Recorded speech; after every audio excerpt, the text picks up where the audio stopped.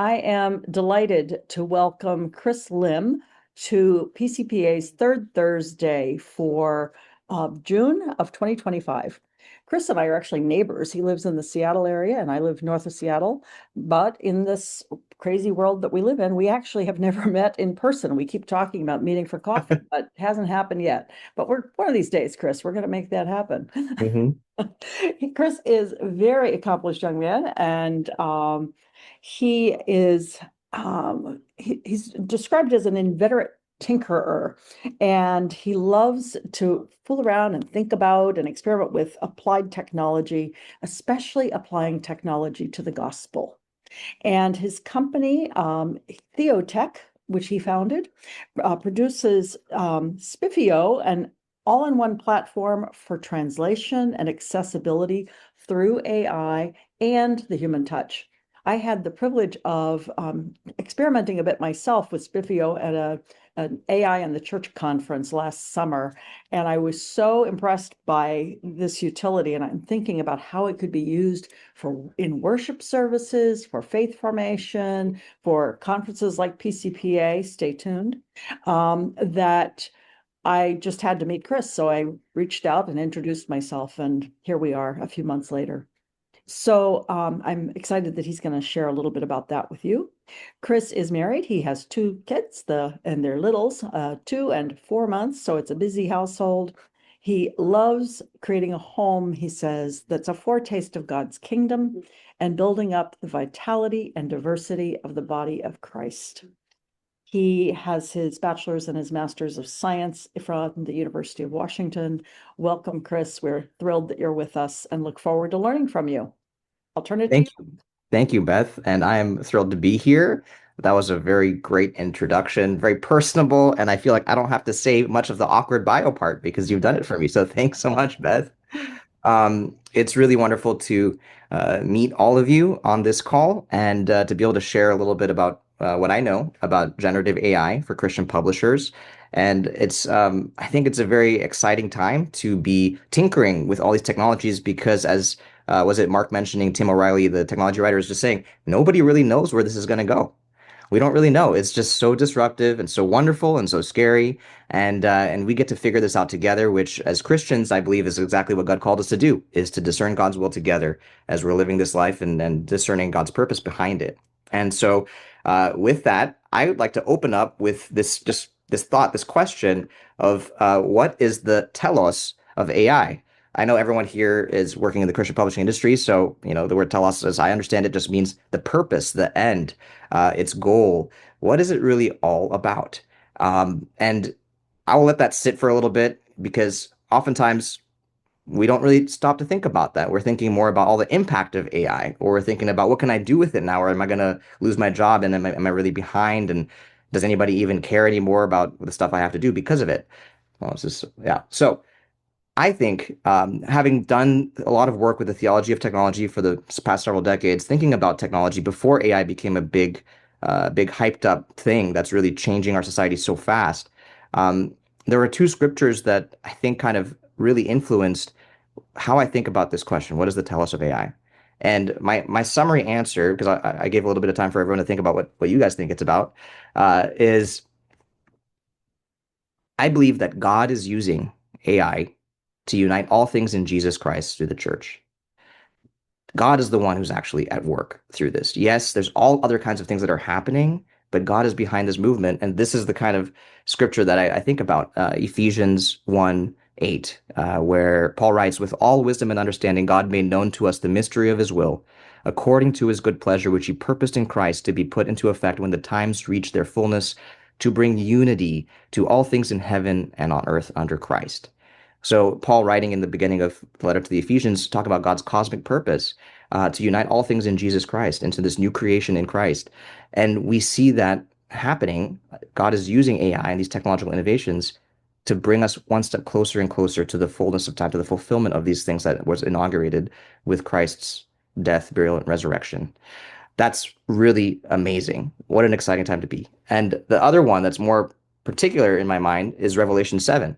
Many people note this text. After this, John, he says, I looked, And there was a great multitude that no one could count from every nation, from all tribes and peoples and languages, standing before the throne and before the Lamb, robed in white, with palm branches in their hands. They cried out in a loud voice, saying, Salvation belongs to our God who is seated on the throne and to the Lamb. This is a vision that John had, that God gave to John, of a future from where people who are so diverse from every nation and yes, every language are worshiping Christ together. And just, 30 years ago, I'm over 30 years old now. This is kind of inconceivable. We would think of this vision as something that is so far out into the future, that, the most we can do is maybe the UN is like our prime human example of a gathering that tries to cover many languages. But one of the biggest things that AI has made possible is translation. And that means that it's increasingly becoming possible for our local worship gatherings, our local communities, our local churches to be a foretaste of God's vision. People from many languages worshiping together. That's really exciting. And I think it's actually essential to our witness of the gospel, because what it tells us is that Jesus is Lord, not just of our ethnic group and our culture, our subculture. Jesus is Lord, and he's the one who unites people across these traditional barriers, conventional barriers. And that is a powerful witness to the gospel. So I think it's very exciting. It can be scary. We're discerning together. But to have this in mind as we're thinking about adopting AI, using it in publishing for business, publishing as a mission, all those things, having it in mind helps us to think through the ways that we want to use it that can align with God's purpose. So with that, I'll talk a little about the progression of AI. It's just like accelerating so fast because of the feedback loops of AI being able to take up more and more use cases. But I'm sure that all of us have experience with different elements of what AI used to be, what it is now, and what it's becoming. I'm assuming everyone's used ChatGPT, everyone's using maybe even like VO to make videos and all these other things that are coming out every single day, every single week. But just to frame like where we're at, for many years, a lot of this was about automation, and automation is still very valuable, right? And automation tends to be that you have some preset rules that you can use to complete tasks so that a human doesn't have to be in the loop, and you can have it be repeatable, reliable. It really scales up your time and your effort. A simple example of this is if you use like Hootsuite or Buffer and other things to do social media, you could just sit down once, have it optimize the schedule for when to post it, and it does all the posting for you. So very nice. Automation's been a great help already. And then you have more traditional AI before this AI boom that happened, and that's using data to make decisions and predictions. So it's just taking statistical patterns and using that to be able to try to optimize something. So search ad retargeting is using more traditional AI, even machine translation, which was my master's degree was in that. That's just using traditional AI techniques where you have a lot of prepared texts that are lined up sentence by sentence, and then you try to train an AI to learn the statistical patterns between those words. And that's how you can try to teach it to translate new things. And so it's more deterministic, more predictable, but it is more powerful than automation because it's flexible enough to handle new content that you throw at it. It's not just like a word substitution kind of a system. So that's the traditional AI. Now we're in, like, most recently we were in the era of generative AI, and then agentic AI kind of showed up right after that, which is ridiculous. Like, it's just everything's going so fast. Generative AI, what's really changed with generative AI is that we've gotten so much data that's been set up, like, and been presented to the algorithms in a way that it can represent meaning a lot better. So before, with machine translation, for example, the way we would represent sentences is with words, basically. Like, it's a sequence of words. Now, with what happened is that the mathematicians, the scientists, they found a way to represent language as vectors, as like a mathematical vector. And that vector representation is so flexible, you can represent images that way. You can represent sound that way. You could represent words that way. And through that embedding, you have an AI that can take into account context that it could never do before. So before, when you only could do words, that's all you have to work with. Now with multimodal AI, you can give it a picture and ask it to describe it to you.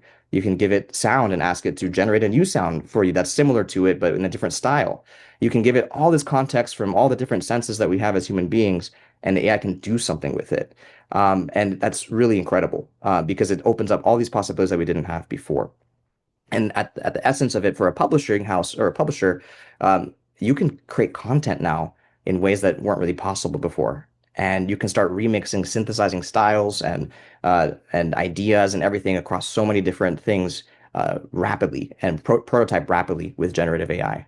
So, some of the ways that we use this today, which is kind of, I guess, a little bit bland, is just like summarizing interviews. Like if we're having a really wide-ranging conversation and nobody really wants to listen to that 2-hour recording of a conversation, they just want to get the good bits out, right? It's great to just hand that to the AI that can transcribe it and then can interpret it and start to summarize it and highlight for you the key moments in that interview. So you don't have to do that work. You can just take the good stuff and then you as the human make a judgment call about what's relevant to share with your audience, and you take that, and it's great. Another great use is like repurposing content, because repurposing content's nice since you already grounded it in your own knowledge and the things that you already have done. So if you have a video interview, AI can easily chop it up for you into clips that you want to post onto social media to just have those bite-sized pieces that can attract an audience and capture their interest to engage more deeply with your content. And then you can use it to create illustrations, to even illustrate ideas, whether it be in the style of a children's illustration or in the style of a photorealistic style, or even making a diagram that's more kind of graphical.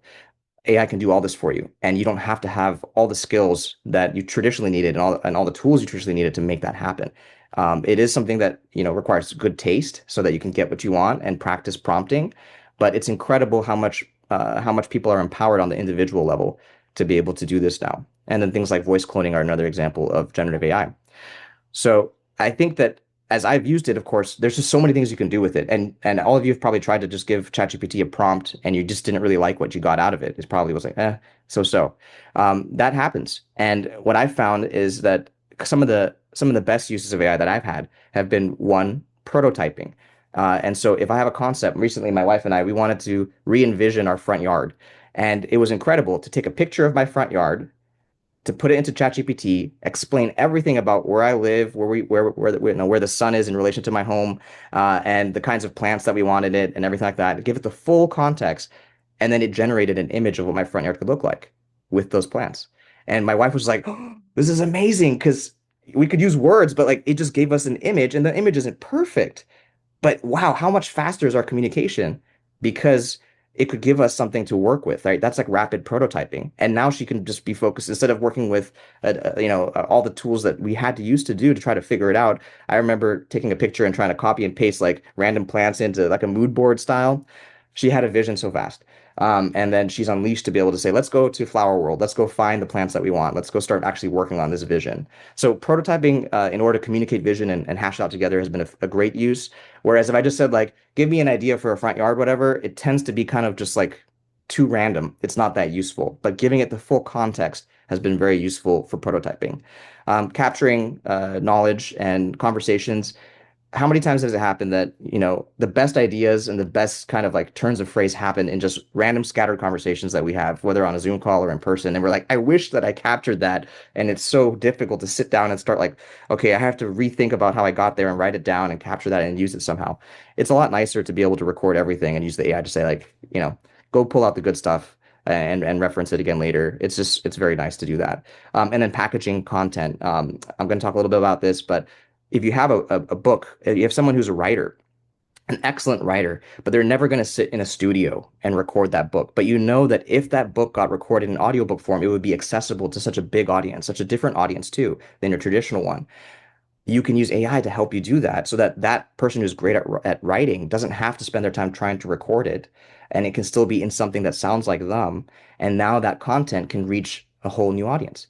It's really wonderful that AI can help accelerate that and free up the human to do what they love and enable us to still reach and bridge new audiences that couldn't access it otherwise. So all of that generative AI, very exciting. Now, the thing that's the most recent hype train right now is agentic AI. And that's basically trying to use AI to be completely autonomous, where it can make goals and plans and it can execute on its own, and it can figure out a plan to search the web, do the research, collate all the information, generate this report, and then not just generate the report, which is generative AI, but now act on the report and say, okay, now the business is going to start executing these things, and we're going to go ahead and have orchestrate a team of different AI agents. This one will be focused on social media to create content automatically and post it automatically. And then this one's going to be focused on creating video content. And we basically end up having virtual employees, like virtual in the sense that the AI is doing it all, and it's all based on the utility of intelligence, the utility of compute, the utility of energy, right? So that's a really interesting situation, and there's also there's concerns about it, right? There's pushback on it, and that's not really what our talk's going to be about today. It's more about generative AI, but it's there, and it's kind of it's so surprising how quickly it's dominated the conversation. Generative AI was already so exciting, and then boom, agentic AI shows up, and we're like, what's going on now? It's no longer the new hot thing, because people are trying to go for efficiency. People are trying to optimize and automate as much as they possibly can. And this ties back to the discernment that I was talking about earlier when we think about God's purpose in all this, right? It doesn't mean that it's wrong to use AI agents outright, but it kind of gives us pause to think about, like, what does it actually mean to be human? What does it mean to be made in the image of God? How do we use these tools to help people live that way, to be more human rather than simply trying to optimize everything down to the greatest amount of possible efficiency, and just maximize leverage? There's other values and things that belong to God's kingdom that we get to live out as we're experiencing this AI revolution. And part of living that out is our witness. All right.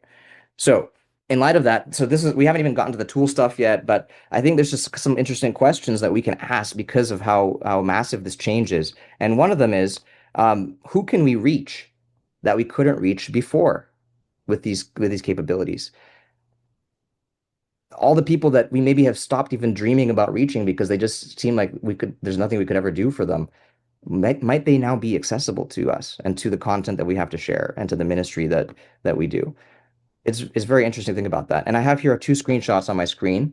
The one on the left, this is a TikTok channel where people have used deep fakes of celebrities, and deep fakes traditionally you might think are unethical and bad, but they're using celebrities to teach math. And so this I could give you the link later or whatever. We don't have to watch it on this call, but it's like it's interesting because it is so engaging to hear it from a celebrity like this with the way that they did the video and everything like that. And fun, and it goes viral, people share it, but people actually are learning math through it, like literally math lessons. Um, and so that's a different audience, it connects with a different generation, but in a really fun way, and helps to educate them in a way that, this is not really edutainment. It really is just entertainment, but you are getting educated. I don't view it as edutainment. So that's really interesting. Such an innovative possibility that's only possible because of generative AI, where we can take videos of celebrities and use it to train an AI model that can then generate an avatar that could make them teach math as if they were teaching math. That's really interesting.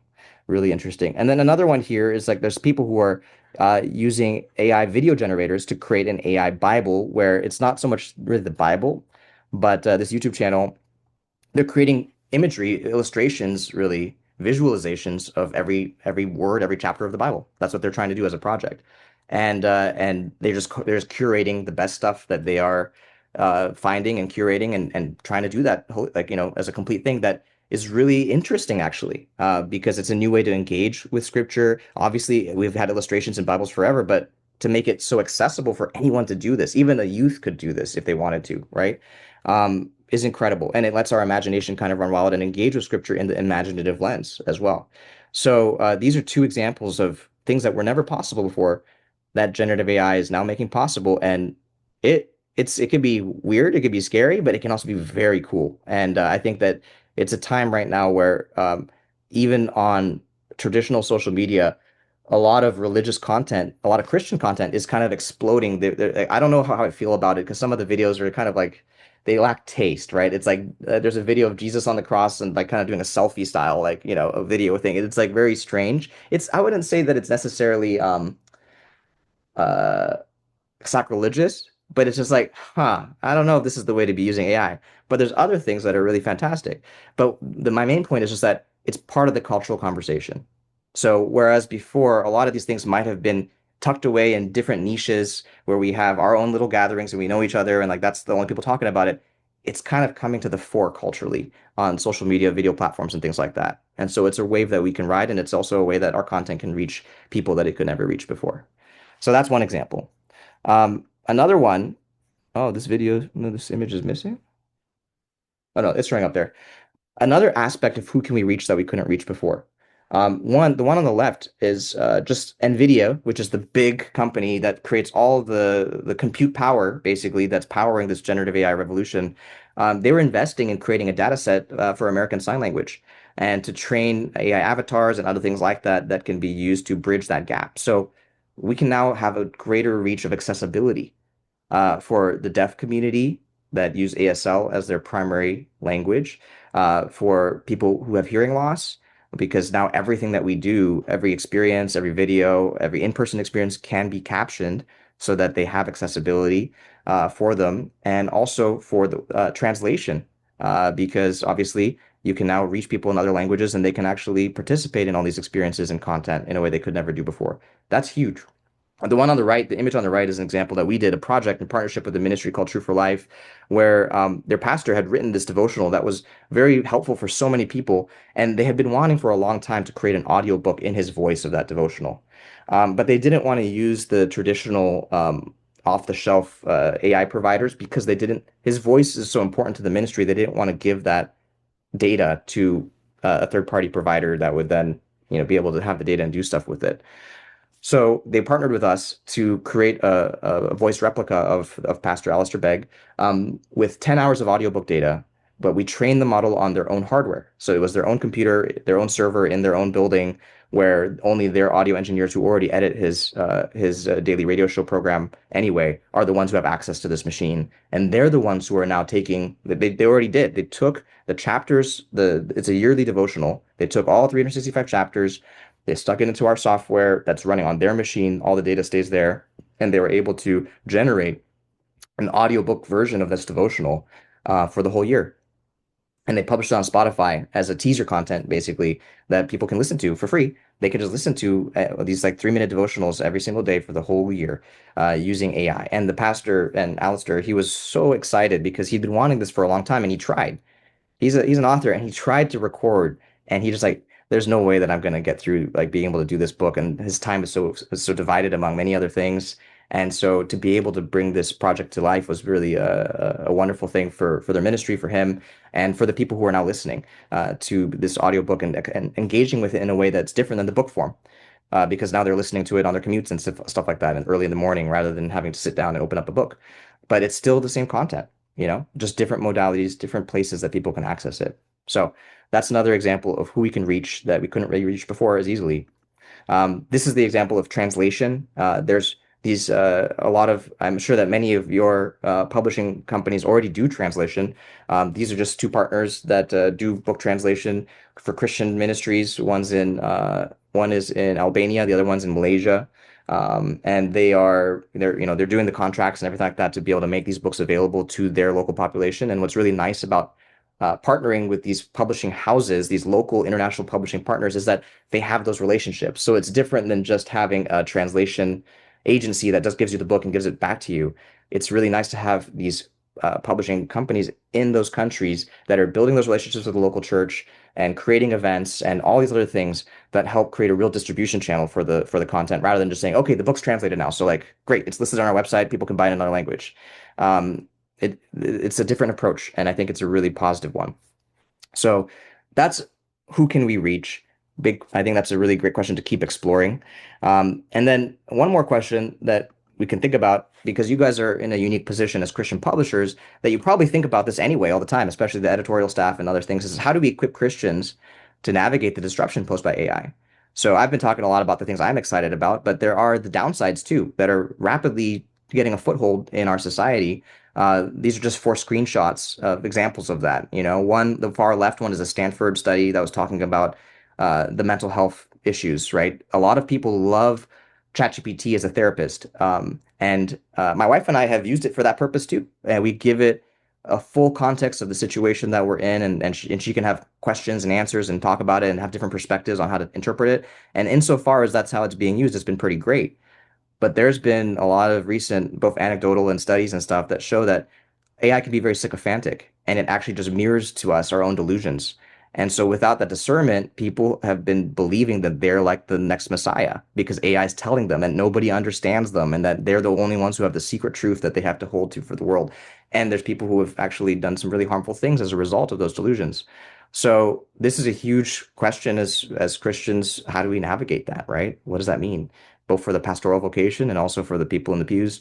Uh, AI is going to become symbiotic with us, right? It's going to just be embedded in the way that people experience life, and it's can, if they're not equipped for it, they can all cause a lot of harm.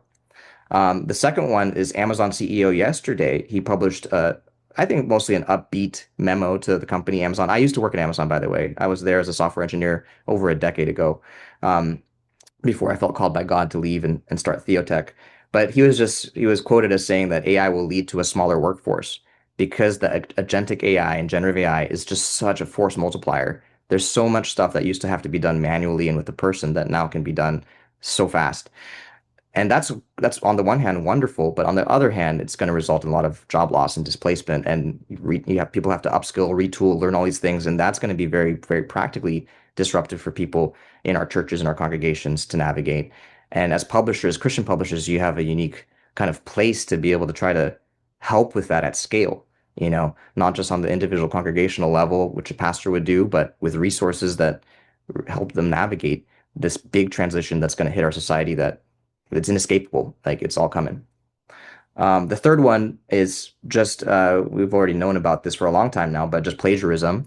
Now with AI generated content, it's just that much easier to do. And I was recently reading a study of I think that they found it wasn't just students who were kind of like using ChatGPT to do their homework, but it was also teachers who got lazy and were just using ChatGPT to grade the homework. And so it's basically AI grading itself, and the human touch is completely lost, and it's all meaningless at that point. Nobody's actually being changed, nobody's being affected. But it is so easy to just any question that's posed, even any question I pose on this webinar, just to plug it into ChatGPT and see what it says, but then we're not really using our minds. We're not really changed by that. And so we're kind of, I think that it's actually, it could be a positive change for education because it means that we're going away from just like, oh, knowledge transfer and knowledge synthesis, since that's already just too commodified by AI. And it's actually to a kind of education in the sense of to be adduced in its root word, to be drawn out, to be changed by that process of learning, and our minds are grasping at something and being updated in our beliefs, and like we're engaging with other people and questioning that. It's going to be more of that process of learning rather than just knowledge transfer and that kind of thing.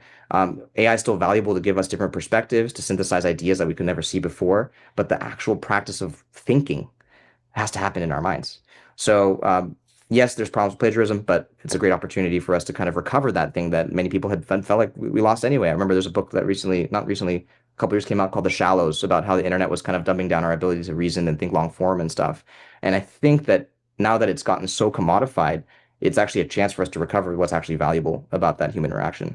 The last one was just about fake news. And that's just super hard now because now it's not just fake news. You can make fake videos. You can make fake photorealistic videos of things that never happened with people that were never there. And without any kind of discernment, people will just take, well, that must have happened. It's true. And it's happening. And so it requires kind of a new way of looking at the world that gives us new tools for discerning, like, is this actually true or not? But the vast majority of people are not thinking that way, are not equipped that way. And so you show them a video, something, and they're like, oh yeah, that must have been that way. This already happened before generative AI because people would like post something from like many years ago and say, oh, it's relevant to our current political discourse, but saying that this just happened yesterday. People can lie about that on social media. But now with generative AI, the ability to lie and to deceive has just kind of amplified manyfold. And so again, how do we equip the church? How do we equip Christians to navigate these disruptions? Just another question I want to put out there. We could talk about it at the end of the webinar. So let's get a little bit practical with some of the tools that I use on a semi-regular basis. I'm going to talk about, I'll just mention, everybody knows OpenAI, ChatGPT. You guys all use that. I use that. I've learned better how to prompt it by giving it a lot more context, and I'm actually loving it because you can use like the transcription mode, and I can just talk off the top of my head and give it, everything that's on my mind. And then after that, it's already written out, and I can kind of say what I actually want from it. So that new modality of engaging with it has been really great. I haven't liked as much the conversational mode where you can just talk with it because I found that it kind of gets stuck It gets stuck and just kind of repeats a lot of hackneyed ideas and stuff to me, and it's not as useful. But when I give it a lot of context and then ask it to do something with it, it's been really great. Notebook LM, if you're not familiar with that, Google makes that. It's free.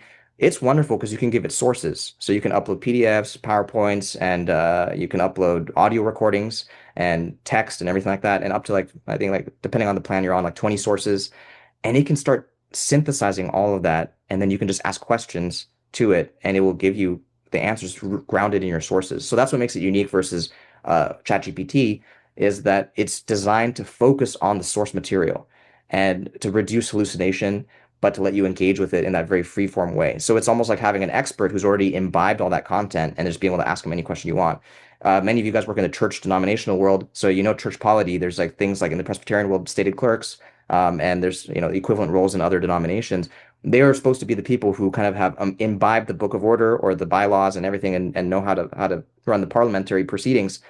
AI can kind of do that because you can give it the whole rule book, and then whenever there's a question, you could just ask it like, "Hey, what do we do in this situation? This person voted this way, and then this motion happened. Like, what's supposed to happen now?" And it can reference the specific parts of the polity book to show you like this is what I think is supposed to happen.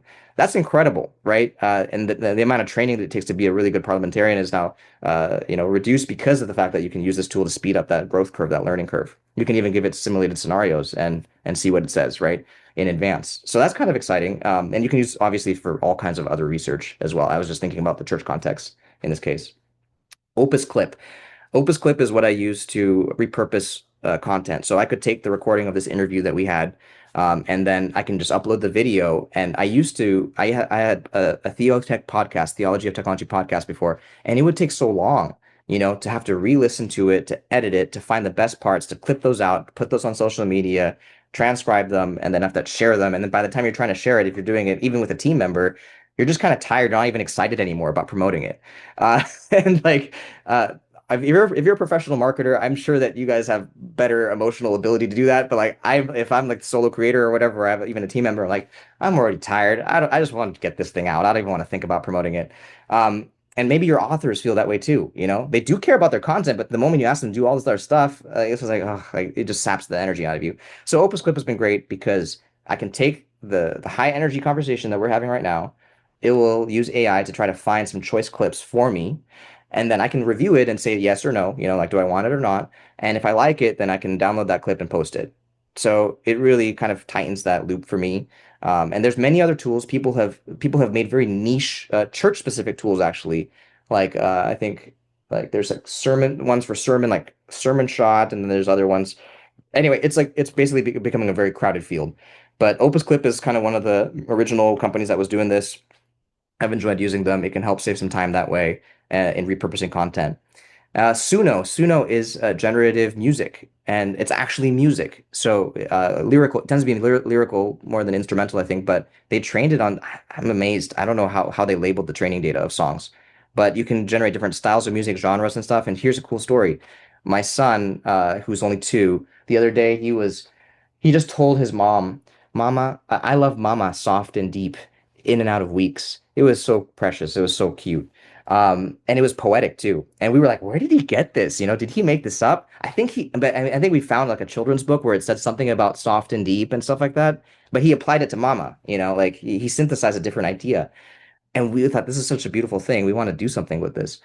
So I plugged in that line, "I love Mama soft and deep, in and out of weeks," into Suno song generator. And it made a beautiful folk kind of country song out of it.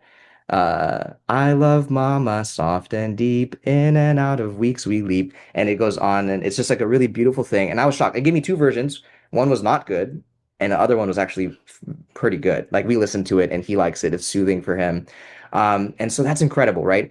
What do you want to do with it? I'm not sure, but so like the world of music is opened up to so many people who normally couldn't create compositions like that, right? But can work on lyrics, can think about lyrics and stuff like that, and iterate on that. And so that's another exciting kind of use of generative AI. Cloud is similar to OpenAI's ChatGPT, but I found it to be very excellent for coding. So I know we're not really talking about coding on this call, but it's been very, very helpful for coding tasks. It's just really precise and good at that. Firefly's AI is I'm using it right now on this webinar. It's a bot that joins my calls and records everything. But if you look at the chat right now, you'll see that it said something. It said, talk to Fireflies, web search enable. I can ask it questions just like an assistant on my call. Maybe I'll say, uh, hey, Fireflies, can you search for Spiffio online? I've no idea what's going to happen. Okay, maybe it didn't work. But the bot, it listens and it's there as another person on the call. I use it sometimes when I need to do something, but I like to focus on whatever's happening on the call. But what I really like about it is that it gives me a transcript of everything that we talked about after the fact. And again, it makes it easy for me to reference what happened, to ask questions, and also to, oh, there we go. The bot finished. Do you see that in the chat? Firefly's AI note taker. Spiffio is an AI power platform that provides automatic captions, translation, live audio streaming. That's incredible. And that's oh, I love this. I didn't expect this to go that way. It actually worked. That's amazing. It listened to me. It's there on the call. It's like having an assistant, you know. So it really speeds things up. And what's cool about this is that it gives an assistant to everybody, you know. Before maybe only a high-powered executive like Beth could have an assistant like that. Uh, Now everybody on your team could have an assistant like that for their calls to help them. So that's pretty exciting to be able to give that empowering capability to more people in your team. And then Replit is another one I have on this slide that it's another coding tool, but what's different about it is that it's for vibe coding. I don't know if any of you guys have heard of vibe coding, but it's the new hot thing in tech right now because vibe coding is where you don't have to know how to code. You just have to know how to use your words to specify what you want. And so in the same way that you would engage with a human coder or a designer and say, I don't like the colors here. This is not good. This part's not good. Please change the button to say this. I need the app to be able to show me this when this happens. All that kind of human language specification. If you can do that, Replit tools like Replit, Lovable, and there's others like that empower you to create apps and empower you to create apps for any idea that you have, which is what's really crazy is that for a lot of apps, it's becoming commodified because it's your creativity that's the limit, your creativity and ability to specify to the AI what you want to build. And so if you feel like you have like really, really weird processes that are very manual and laborious, I remember like if you have spreadsheets that have to get updated and that's like kind of a manual task and you don't really know the Excel formulas to macros and stuff like that, tools like Replit and even Cloud or OpenAI, they let you can just say what you want and it'll give you the code, like the script that you can just run, or it'll give you the app that you can use and probably solve your problem for you. It takes practice. You know, sometimes you get a home run, sometimes it's not working, but it just raises the tide again for the whole team in your company, where you don't need a developer to build the tool that you want. You can just dream it and specify it, and you start to have that tool and you can start using it. So this is all part of that big generative AI kind of revolution to the way that we do our work. All right. So I was gonna I was gonna just give some examples because I mentioned earlier in my talk, like I found AI to be useful for these kinds of three things. Like it's actually useful and like can depend on the results. So one of them is prototyping, and I made these up for the use case of publishing. I use them for other things in my work as a developer, engineer, running my team. But if I wanted to write a theology of technology book and I wanted to have cover illustrations, instead of going back and forth with the designer outright, I could just go back and forth with ChatGPT and it can give me some variations and ideas and I can say I like this, I don't like that. And whatever I get from that prototype, I could hand to a professional designer and my conversation is already advanced so far along, right? As I'm trying to engage with them about what I actually want that final thing to look like. So that's really exciting because again, it just pushes the power back to the general public, to all the people to be able to prototype their ideas and use it as a tool for communication when you need to get the final version. Or if you get a great final version, I could just use that too. Another one is like reframing, prototyping ideas for how to reach a different audience. Like how would you rewrite the synopsis of a book for a Gen Z reader, right? You could use it that way and it'll give you ideas. You don't have to run like a focus group to get that data. You can start prototyping that question with ChatGPT. You can also ask it like, how would a Gen Z reader critique this thing? Like you can ask it to take on those different roles and explore the social space and the marketing space in a certain way without having to do the full-blown studies and marketing and everything that you might otherwise have to do. And then create a song that begins with, I already told the story about the song that my son kind of wrote. Another one is, oh, also I tried, Beth, I tried to use ChatGPT to make my presentation and it did a really bad job. It was the most boring presentation, like all the traditional bullet points that you'd expect. and I was just bored reading the outline. And so that's an example where I found that like even when I gave it the context, it couldn't quite capture I don't know if it's the human element or something. I think I could have probably prompted it enough to get something better, but it was better for me to actually think about you all and to think about what I've experienced and what I know and to start to put that together into something meaningful, than to just ask ChatGPT to make the presentation for me. So that's an opposite example, but it's still easy and cheap for me to try. I tried it, and so it didn't cost me too much, but I didn't end up using it. So that's prototyping. Another one is capturing, which I've already talked about, Fireflies, and then dump, like you can Fireflies everything. So you can record everything. Zoom already records too. You don't have to use Fireflies. Dump all the recordings in Notebook LM, and there you can summarize it, reflect on it, synthesize it. You can ask it, what are the top like 5 priorities that came out of these 10 calls that I had with 10 different people? Is there any themes that are coming out of this that would really help everybody in the Christian publishing world? It's like this is more valuable to work on than this other thing. You can ask those kinds of questions in Notebook LM. You can also, I do a lot of napkin drawings, or I used to like pen and napkin and stuff. Those are great in the moment, but then if you wanted to professionalize it, it's kind of effortful to have to go into PowerPoint, Canva, and whatever, draw that. Well, nowadays with ChatGPT, you can take a picture of that and and ask it like make this into an actual diagram for me. And if you wanted it to be very controllable, you could ask it make it like an ASCII diagram, like a code one that we can then modify, or you could just say just make me a JPEG file or a PNG that turns this paper drawing that I did into a nice diagram. So that again closes the loop faster for communication. You don't have to have all the skills of being a great designer. You can get something that's more useful and communicable to others. And then the last one was about give me an app. I think that's the one that's kind of really shocking is that yeah, you can ask AI like Replit and Lovable and stuff to make an app for you that does stuff. So that's going even above and beyond just the traditional kinds of things that we create. Even as publishers, you guys could become app publishers in a sense. You could repurpose the content that you have into interactive experiences and apps that people can engage with that may be even more impactful because it's like more question and answer and stuff, and it can help engage with people with the material more deeply than just like here's a book. Maybe I think that books are wonderful. I love it. I've been listening to some Wendell Berry audiobook stuff, and long form thinking is wonderful. But there's new capabilities here that just wanted to make you aware of. And then repurposing, like I said, generating audiobooks from texts. You can also generate books from recordings. So like if you have somebody who seems like they have really great content, but they're not really the person that's doing the writing or something, you could potentially record them and interview them and record them and take that recording, transcribe all of that, and then generate a book from it, to start synthesizing it into book form. Humans already could do this manually. AI just really accelerates that so far along. You can do that with sermons. You can do it with, conferences, content, all that kind of stuff. You can go both directions, basically, from text to audio and audio to text, to create content. And then I already mentioned repurposing recordings for marketing, repurposing books into curricula, study guides, apps, and all that kind of stuff. That's really cool. The author has written a book, but you want to have an accompanying study guide for a church to use in their small groups or something like that. AI can help to accelerate that work of generating the study guide because it can process all that text so quickly, extract some of the key ideas, pose some questions, and then there you go. You have the content for your study guide that you can publish right alongside it.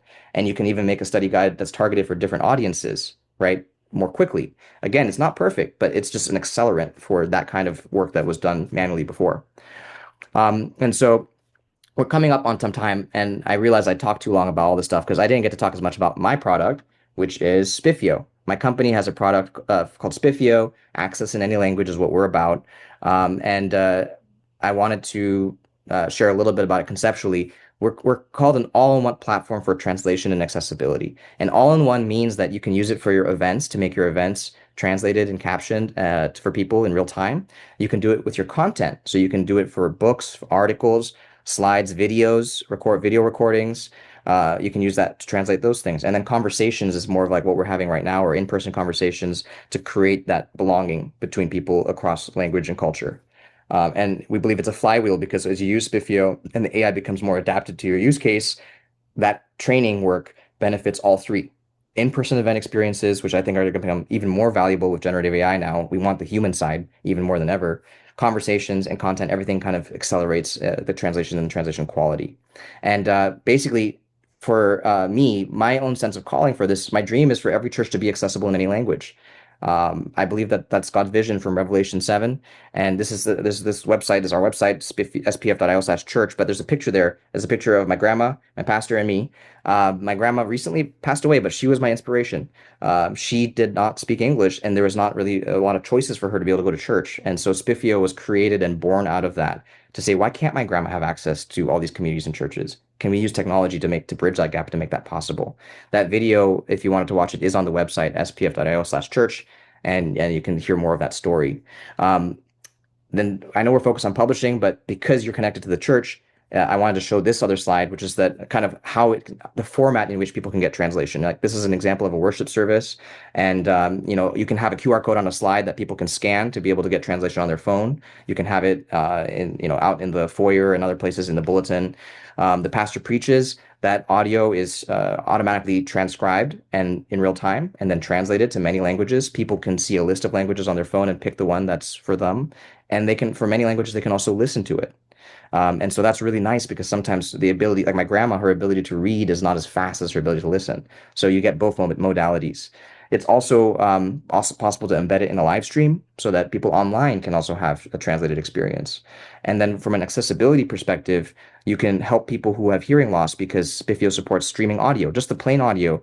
And if they have a phone already hooked up to their hearing aid over Bluetooth, they can get clean audio just through Spiffio through their phone of what's being said on stage. And if they have hearing loss to the degree that they would prefer captions, they can read the captions in real time on their phone or display it as a lower third on a public display.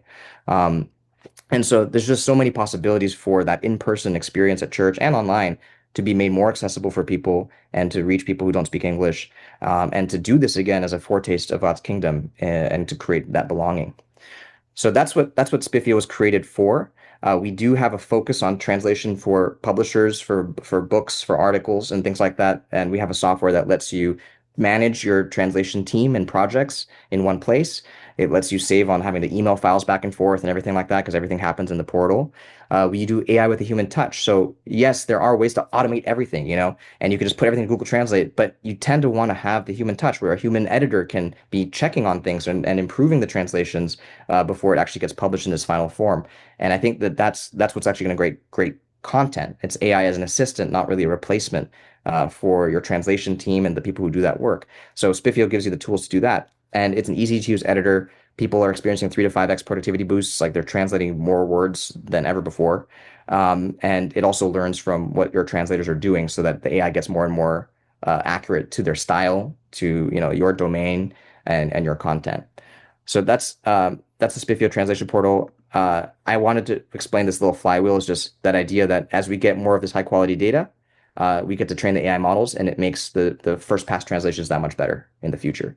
And so you guys have huge catalogs of content, some of which may have been translated. All that becomes data to train an AI model that can do a great first pass translation better than if you had to take an off-the-shelf Google Translate translation, for example. And then as you translate more content, that trains it again, and so it gets better and better, just basically able to accelerate your translator's work. Um, because of the time, I'm going to skim these. This is the process for creating a voice clone of if you have a speaker, an author, or somebody who wants to do an audiobook but can't record it themselves. This is possible. If you have videos, you can upload those. We can generate translations and subtitles or subtitles for that, and people can edit that before it goes out. You can also make a dub out of it, so you can do all kinds of things with your video content. One of the nice things that we do for book translation, which is different than article translation, is if you have a PDF, you can convert that to docx, and the docx has kind of like a layout and formatting of what you want. So we can preserve that formatting so that when you Spiffio to translate, when they download the translation on the other end, in this case, this is Malaysian, you can actually have it already formatted like the book layout. And so there's still work for the designer to do because the page, translation's longer, shorter, the page layouts are going to change a little bit, but it's a huge step forward because the translator's not having to do the formatting work. They're just focusing on the translation. Alternative translations and back translation, this just kind of inspires translators because, again, we're not really replacing their work, but because they can see alternatives that are aware of their context, they have more confidence in the translations they're doing. Like, oh, I saw 3 ideas and I like this idea from this one from this one. I'm going to combine that. And now I feel much better about this sentence. And then if you don't speak the language and you're overseeing a translation project, you can see back translation where you can translate their stuff back into English or back into the source and just kind of check like, yeah, this is still lined up. They're generally doing the right thing. There's comments in line, so no emailing Word documents back and forth. I guess, it's similar to Google Docs, but it's very focused on the context of translation. So it's for a particular line, an editor, a proofreader, a translator can be corresponding about what's the best way to talk about this or use this word. So it just kind of simplifies that. And then we have Bible verse detection. So if you have an official Bible translation that you have rights to, then when we find a reference in the English, we can show the translator the translation so they can just copy and paste there. They don't have to go out somewhere else and try to find the official one. And then contextual document translation, which is using AI more deeply than what we could do before, where you can tell it, this is this author, this is their audience. Can you translate it in light of the fact that, this is who they are? Things like that that make it even more powerful. So anyway, I took up too much time, Beth, but this is my last slide. How can we work together? If any of your organizations needs a conversation around theology of technology, that's something that we can do to think through how to align with what God's doing through AI and what that means. Custom AI models, like I mentioned, all that you guys are probably sitting on a lot of data that could be valuable for the right use cases, whether it's video, audio content, or textual content, and there's some possibilities there. And partnerships, if you probably already have global partners who are doing translation for you, and that's wonderful. We can help empower them to do their work at greater volume and scale, and then also enjoyment. That's part of our philosophy for the translators. It should be a document translation they love to use. But also, if you're looking for partners to help you translate to certain languages or whatever, we may be able to help with that to connect the dots there. And then translation and accessibility, for your events, content, and conversations. If you're putting on events that you'd like to make accessible for the deaf and hard of hearing, or a global conference that you want to reach other people's languages, and also if you want to let other foreign international speakers speak in their language at your conference, there's a lot of really cool possibilities around that as well. So thank you so much for listening to Gen AI for Christian Publishers. It's been a blast. Wow.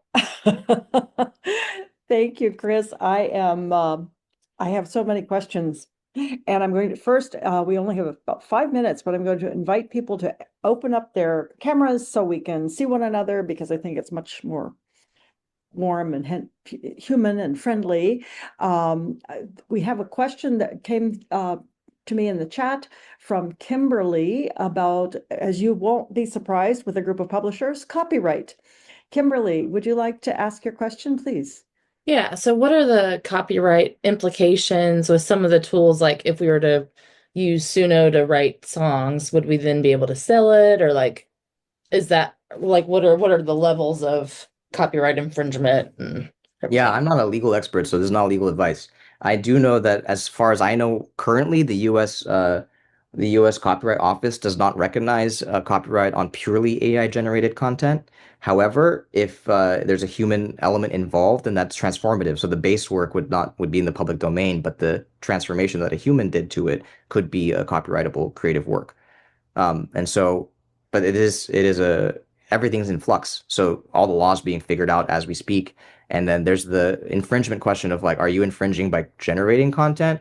Or the infringement question of, are the AI companies infringing because they're training on content that they don't have rights to, right? Two different questions.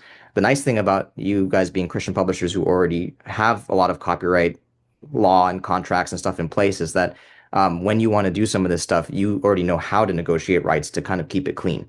So what that means is, like, for example, for a translation project, translation is a derivative work. And so that tends to require permission from the copyright holder of the original work to be able to translate. Obviously, practically speaking, a lot of the world doesn't follow that, but because of your space, your role in the space, you would be able to work with either the author, the rights holder, and your translation partner or something like that to get those rights negotiated. So, and then they can just use the tool like, pretty freely. And all the things that produce from that can be copyrighted because there's a human in there who's doing the work. If it was purely AI generated, I'm not sure like what the law would say right now. But you can publish that book and, do the next thing with it. Right. Thanks, Chris. Yeah, it is. You're absolutely right that it's still in flux. A lot of this has not yet been tested in the courts. We've had a couple of presentations from PCPA adjunct members, and particularly Craig Gibson, who's an attorney with Flagler Law Group, and he has done several presentations. I'll dig back, Kimberly, and see if I think we might have a video from a previous PCPA Third Thursday with Craig, and if it is included, I'll include that link when I send out to all of you the link for this webinar. The Thank other you. company that you might want to take a look at that's also a PCPA member is Glue. GLOO. And again, I will include that link because they're doing a lot, particularly with trying to help protect copyright ownership for Christian publishers and of not only ink on paper things, but video content and so forth. So they're doing some really interesting things. And for those of you who were at our annual conference on May 1st and 2nd, you had the opportunity to hear both of those speakers. But we'll get more for you on that when we can. Are there other questions? Yeah, Mark?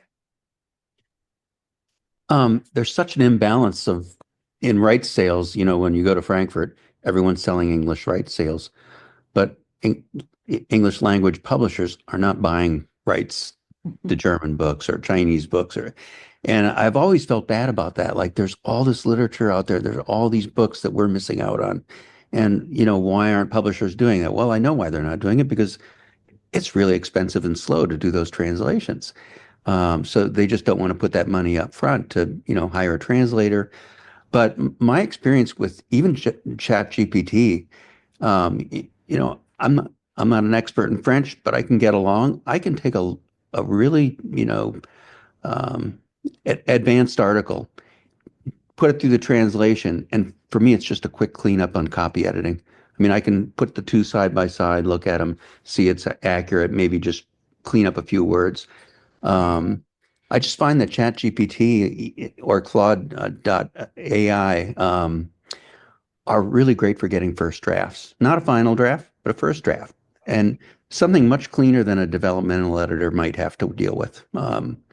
So one other quick thing. I wrote a book for fifth and sixth graders on the kelp forest, the ecosystem of kelp forests, in about 30 minutes with Claude.ai. I just basically, this was from start to finish. I gave it a list of topics I wanted to cover, points I wanted it to make. It gave me a first draft. I didn't like that it had otters talking to fish, so I said, get rid of that stuff. I introduced a baby into it, so we'd have a mom and a pup. And within 30 minutes, I had something that I think was pretty clear. I told it 1,000 words for fifth and sixth graders. I had something that was pretty close to ready to go. I couldn't believe it. Couldn't believe it. That's amazing. Yeah. Cool. I think that also is an interesting part of the copyright conversation, because as content becomes so affordable to produce, right, and accessible to so many people, there may be greater value to actually making things freely distributable in many cases. Maybe not for everything, but it fulfills the mission of your ministries even more maybe to get the distribution more highly out there and into more languages and everything like that than to hold it back. But it's a judgment call. But it is One other thing on copyright, I always ask it at the end. I ask, give me the source for everything you used. Yeah. I want to know where it came from, and then I double check it's credible, and this was not copied. Yeah, that's So- really a good point, Mark. And I know as I've listened to Craig Gibson from Flagler talk about this material, he says, these things haven't been tested. And when they are, authors and publishers are going to be asked for sources. And so Yep. if you have authors who are using any kind of generative AI to think and create and to imagine what they might write next, and any of it gets into their manuscript, it needs to be documented about when, where, as much detail, like a timeline, almost like billable hours for an attorney or an accountant. Yeah. So, he's very clear that the more you can document that this 95% was me and my head, but this 5% I got here, here, here, here on this date, this date, this date. It's really may save lots of headaches in the future. That's interesting, Beth, that you mentioned that, because like as a creator of Spiffio, it's like we could actually build that into the editor. We can track every single use of AI that's built into Spiffio, and that could be an auditable trail, and we could calculate those reports automatically. Very interesting We use case. can chat about that more offline. Okay, sorry. Yeah. No, that's great. We're just out of time. I'm going to ask if there's maybe one or two more quick questions before we say goodbye to one another for now. I'm not seeing anything. I'm going to say, Mark, you had put in the chat something about using Claude AI for writing prose, and I agree with you. I sometimes, when I'm using things, I'll ask ChatGPT for something, but then I ask the exact same prompt with Claude, and I get different things, and they're different. They're good for different things, and I agree Yeah. with you that the writing style in Claude is far superior, in my opinion, to ChatGPT. Yeah. Anything else?